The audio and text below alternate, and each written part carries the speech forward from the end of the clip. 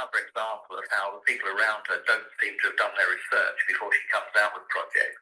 And there's nothing worse than being accused of plagiarism or of copying other people's work. Earlier this year, fans of Pamela Anderson, famously from Baywatch, accused Meghan of copying her Cooking with Love show. There were massive similarities between what Pamela was doing and what Meghan was doing in the kitchen with her cooking and lifestyle show. And then, of course, in February, the mayoress of a town in Mallorca complained that the logo for Meghan's new lifestyle brand, as ever, resembled the coat of arms for that particular town in Spain, featuring two birds on either side of a palm tree. So these are just sort of schoolboy errors, really, which, if the people around her have been doing due diligence, wouldn't happen. And she keeps getting these negative headlines all around the world. When she's trying to make progress and, increase her sort of her pulling power and her influence and obviously make money. So it's not a good look. Ironically, the author who accused her of ripping off her ideas for her Pearl book has actually said that she would quite like to have worked with her. Mel Elliott is saying that she never heard back from Netflix. She wanted to, if anything, cooperate with Meghan and actually get involved with the project, but just never had anything back. So yet again, it's an example of a bit of an own goal for Meghan. So I'm not really sure why this has happened now. And to be fair to Meghan, the project was dropped. I think her mum, Dory Ragland, she called her Pearl as a child. So I think that's one of the reasons why she wanted to use that name.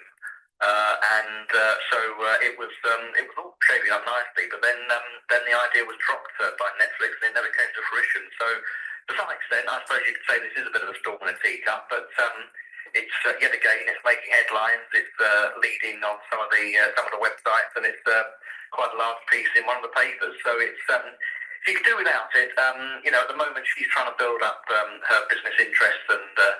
Friends are saying she wants to become a billionaire, and meanwhile Prince Harry is concentrating on his charity work. I'd rather she did stuff like this than slagging off the royal family, but she could do without these negative headlines, certainly. And as I say, the people around her don't seem to be doing the research that they should do before they get involved in these projects.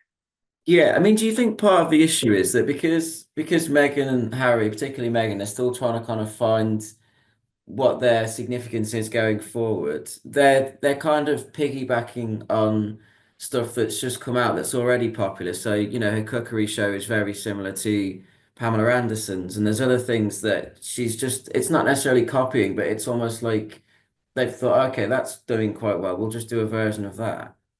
Yeah. Well, in that way, the easy part,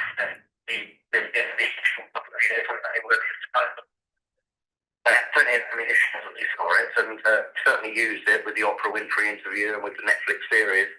But I always said that the difficult part would come once they'd run out of ammo and once they'd, exhausted all of the criticisms that they had of the royal family. Then would come the hard part, actually finding a role for themselves for the next 10, 20, 30 years. And I think that's very much coming home to roost now, and you can see that they are flailing around trying to find projects that will work. And it's very difficult in the field that Meghan's chosen to find stuff that's original and do stuff that works that hasn't been done before. So we've got dozens and dozens of cookery programs, and everyone's always trying to do something different. But there is a limit to what you can do with the lifestyle cookery type shows. So yes, it is difficult for her, and let's just hope that if some of their current projects fail, if they don't go back to resorting to bringing out another book or doing another. That Meghan is very much involved in the project. I definitely think that a lot of the emphasis, for the and the direction she wants to go, is very much down to her. So I'm not saying that it's not her fault and blaming the people around her. I'm just saying that the people who are around her should do better research on copyright issues. And making sure that stuff hasn't been done before by other people. But certainly the ideas and the direction of travel very much come from Meghan, and she's studied other people. I'm sure she studied Gwyneth Paltrow and her lifestyle broadcasts. And to some extent, people steal. People have always stolen ideas from each other. Comedians steal jokes from each other.